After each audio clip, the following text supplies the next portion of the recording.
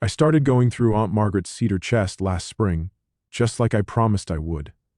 Dust motes danced in the afternoon light, filtering through her lace curtains. Mostly it was just old tax returns and bank statements, nothing exciting. But then, there was this particular envelope, tucked right at the bottom, marked for estate review inside, a handwritten addendum to her will. Dated almost 20 years ago, it detailed the sale of the old orchard plot, the one everyone assumed was earmarked for my cousin Arthur. It specified the proceeds were to fund a rather obscure scholarship at a college Arthur had famously been rejected from, a detail I'd forgotten almost. At first I just thought, how typical of Aunt Margaret, always so particular. But then I remembered the Christmas Eve years ago, when Arthur had joked a bit bitterly about his rejection, and Aunt Margaret, who usually loved his jokes, had just stared at him with this strange, quiet smile. Not a kind smile.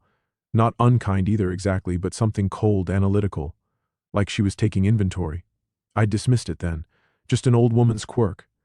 But now, looking at the date on this document, just weeks after that Christmas, the details shifted. The specificity of the college, the amount, the way it perfectly negated Arthur's hopes for the land. It wasn't just particular, it was surgical. Aunt Margaret is frail now. She trusts me implicitly. She doesn't remember most of her days, certainly not this 20-year-old detail.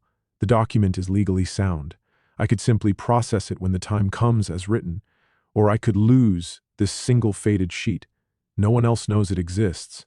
Arthur certainly doesn't. What would you do?